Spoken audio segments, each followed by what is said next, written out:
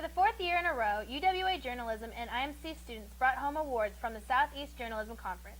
More on that story, including a UWA Journalism Harlem Shake edition, is coming up on this week's Tiger Paws. But first, a large group of UWA students and employees will travel to the state capitol on Thursday to participate in Higher Ed Day.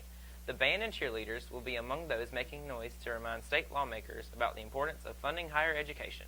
We will show you coverage of Higher Ed Day on next week's Tiger Paws. In other news, 3 new members will be inducted into the Black Belt Hall of Fame in the coming weeks. We turn to Hannah for more information about this prestigious award. The annual Black Belt Hall of Fame induction and dinner ceremony honors 3 inductees this year. Its sole purpose is just to honor and bring recognition to people who have done a lot for the Black Belt, to either help the Black Belt, bring positive attention to the Black Belt, or people that were from the Black Belt and they've gone on to become important in local, state, or national, or even international arenas. Winnie McGlammer, Dr. Robert Brown, and Tut Riddick are being honored for their contribution to the Black Belt area. The event will be held Friday, March 8th at the Bell Conference Center at 5:30.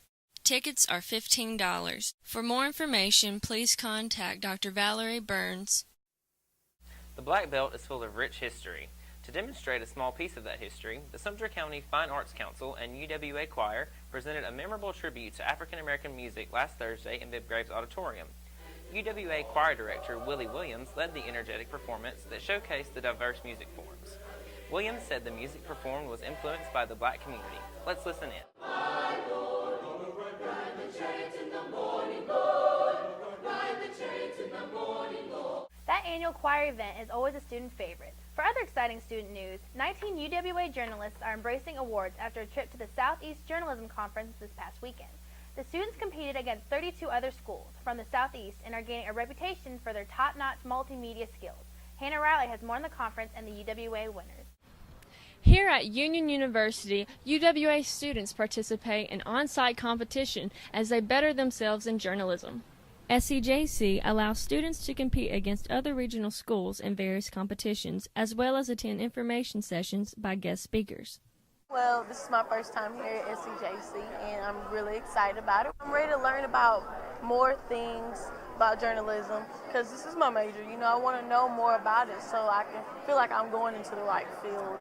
SEJC also allows UWA students to network with other journalists. SEJC is just a wonderful opportunity to kind of plan. My minor is in public relations, and so it just kind of encompasses the whole planning of an event, and it's a lot of good experience that way, and you get to work with a lot of other students that are doing the same type of thing, and so it's just a good experience. While at SEJC, Nick Finch won 3rd place in multimedia journalism. Jordan Story placed 2nd in layout design. I'm Hannah Riley, Jackson, Tennessee, Studio 96. Thank you, Hannah. It is almost March, which means spring-like weather should be right around the corner.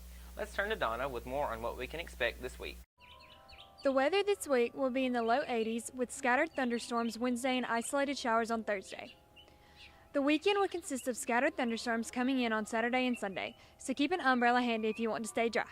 Thank you, Donna. March also means March Madness. The UWA basketball teams will recognize a slew of decorated athletes at Senior Day on Saturday. 7 members of the women's team and 2 members of the men's team will be honored. The women's game is slated to start at 2, with the men to follow around 4. Students in attendance will also be invited to participate in the official UWA Harlem Shake at midcourt between games. That should be entertaining. It's time to get back to work. That does it for this week's Tiger Paws.